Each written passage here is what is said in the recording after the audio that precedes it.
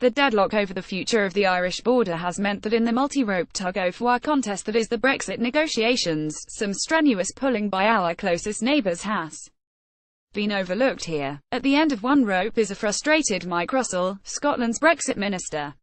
The politician, a member of the Scottish National Party, which opposed the UK's leaving the EU, has felt that the devolved governments in Scotland, Wales and Northern Ireland have been kept in the dark in the Brexit process, and the UK's Conservative government has mishandled and misread overall negotiations, in a fairly startling way.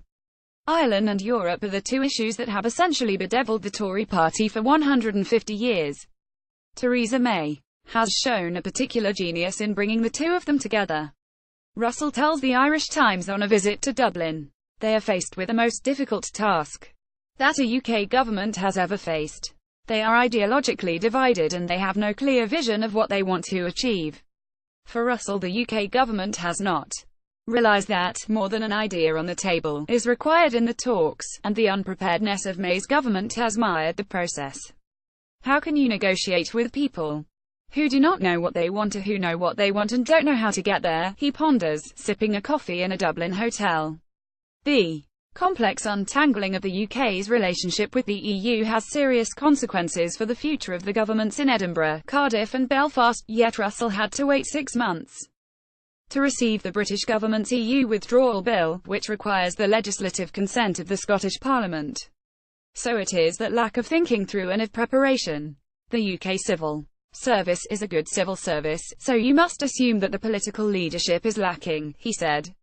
The SNP wants Scotland to remain within the EU, but if Brexit happens, Russell believes that the only acceptable solution is for Scotland to remain within the customs union, the EU's tariff-free trading area, and the bloc's single market that allows the free movement of goods, services, capital and people. As he sees it, there is no such thing as a good Brexit. It will only be damaging, particularly for Scotland. "We have looked at this from every single angle and the damage that will be done," he says. Freedom of movement is critical for Scotland's future well-being because of the country's ageing population, particularly in Russell's own constituency of Argyll and Bute. In the Scottish Highlands and Islands, 80,000 of the region's 250,000 workforce are due to retire in the next 5 years, he says. "We cannot replace that without substantial levels of migration," he said. The Irish government's preferred option to avoid a hard border is effectively to leave Northern Ireland in the customs union and single market and push the border into the Irish Sea. The EU supports this, while the UK government and the Democratic Unionist Party, on whose support May needs to stay in power, reject it. "It would create difficulties for Scotland," says Russell, "and would mean a hard Scottish border, forcing Edinburgh to reconfigure ports such as Stranraer and Ardrossan. This throws up challenges in the talks. Politically, that becomes a very difficult thing in the context of Northern Ireland, and that requires a resolution, and that isn't made easier by the political tie-up between the Tories and the DUP," he says. "A hard border on Scotland's coast would be problematic," he adds.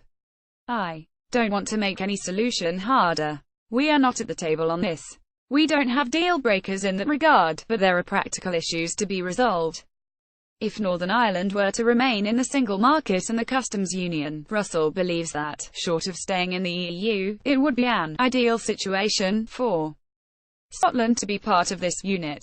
Is he suggesting a type of Celtic union encompassing Ireland and Scotland? We don't want to leave. We believe staying in the single market and the customs union is the best solution for us. If that solution is applied elsewhere, we believe we are entitled to say, can we join in?" he says. In the meantime, the Scottish and Welsh have joined forces for the first time since devolution to fight against Westminster's power grab on policy responsibilities returning from Brussels post-Brexit. The absence of a devolved government in Northern Ireland has meant that Belfast has played no role in the negotiations around these significant powers, something that Ireland's lead official Brexit negotiator at the Department of Foreign Affairs, Rory Montgomery, described last week as close to unforgivable. Russell says the bill represents a serious threat to devolution. "We would have hoped that the DUP would have seen that, but they don't seem to have reacted to that yet. The fact that Northern Ireland isn't there and its voice isn't being heard is a major difficulty. He declines to say what an Irish general election would mean for the Brexit talks at this critical juncture, with the mid-December summit of EU leaders looming, but says that the various parties need to get on with the first phase of talks on the UK's divorce bill from the EU, citizens' rights and the Irish border. There are fewer than 500 days until Brexit is due to happen, he notes with some urgency. At some stage he believes the Scottish people will have to choose between the final Brexit outcome and membership of the EU with a second vote on independence, given how much has changed since the 2014 vote. The right time to do it is when we know what the choice is, he says. Russell believes Brexit is highly likely, but not inevitable, certainly not for Scotland. As Robert Burns put it about the Union, the boasted advantages of Brexit, where are they and how are they going to be delivered? I think the more we question that, the more obvious it is. This is a foolish thing that cannot produce the results that anybody claims for it.